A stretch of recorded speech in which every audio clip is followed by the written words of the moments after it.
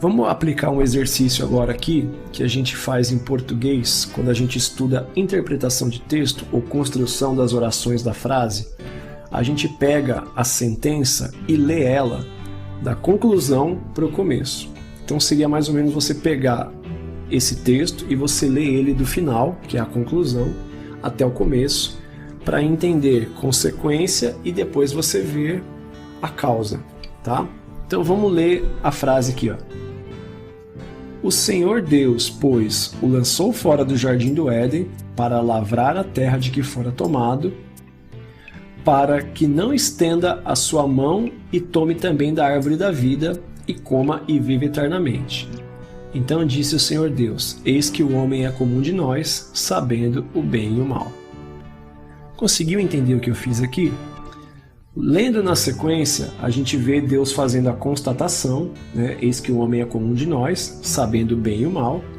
E aí você vê Deus justificando o ato, né?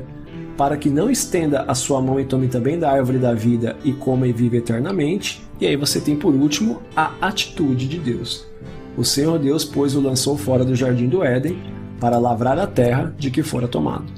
Isso é uma característica de escrita judaica. Então a gente trazendo para o nosso português, na nossa construção de orações para se formar uma frase, isso aqui inclusive é tema de redação de Enem e de concurso público, tá? Você reorganiza as orações.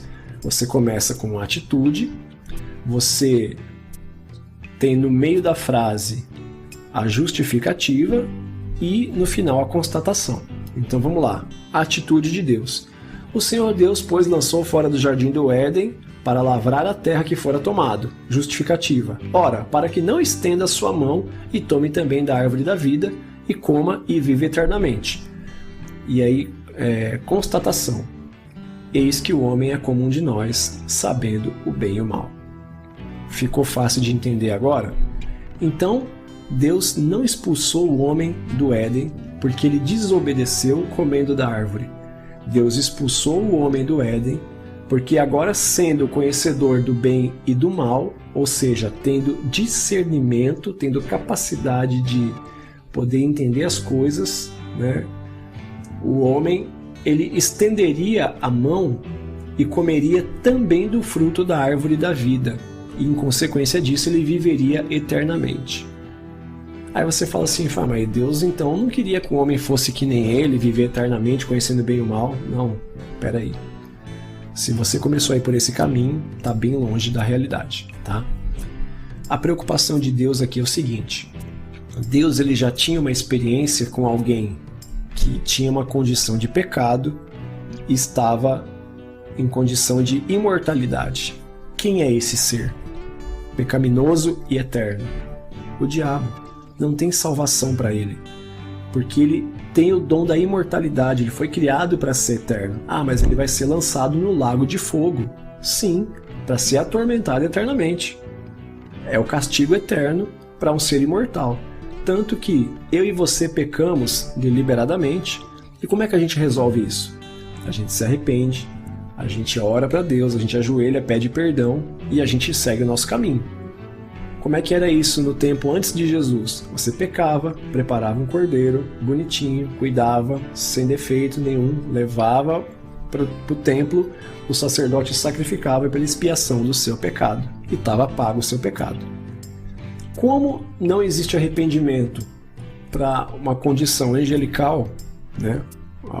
Um ser divino e espiritual não se arrepende, então não haveria possibilidade do diabo se arrepender e pedir perdão. Também não havia expiação do pecado, porque qual animal ou qual ser ou qual sacrifício era compatível à grandeza de um querubim ungido para que fosse morto em substituição à vida de um querubim? Se ele era um querubim único, que outro querubim morreria para que Lúcifer fosse justificado e perdoado de seu pecado? Não há compatibilidade de sacrifício de querubim por querubim. Maior que ele é apenas Jesus, que ao ser morto pelos pecados da humanidade, ele é suficientemente compatível a todo ser humano, que é mortal, para que a gente tenha, juntamente com ele, no dia da nossa justificação, a condição de imortalidade. Conseguiu entender? Vou sintetizar para você. Deus expulsou o homem porque a partir do momento que ele come da árvore do conhecimento, e não da árvore da vida, né? Tinha essas duas árvores no mesmo jardim, e o homem foi proibido de comer do conhecimento. Se ele quisesse comer do fruto da árvore da vida, ele podia comer. Por quê? Porque ele já era imortal. Ele não tinha pecado ainda. O homem foi projetado por Deus para ser imortal e para ter comunhão com ele no jardim. Então, ele sendo imortal, comer de um fruto que daria imortalidade, como é a árvore da vida, não tem problema nenhum. Ele não ia mudar a sua condição. Agora, a partir do momento que o homem come do conhecimento do bem e do mal, ele desobedece a Deus, ele entra numa condição de pecador.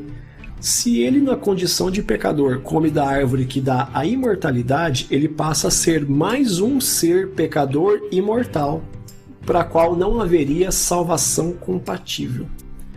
Então, por que é que Deus expulsa o homem do jardim? Para que ele ainda tenha chance de ser salvo.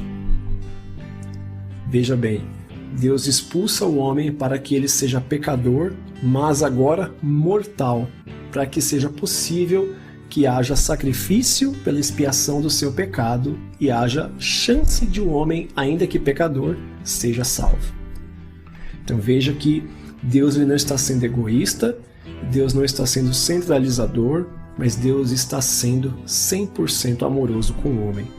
Você acabou de pecar, mas eu não quero que você viva eternamente na condição de pecado, porque eu quero que você ainda tenha a chance de ser salvo.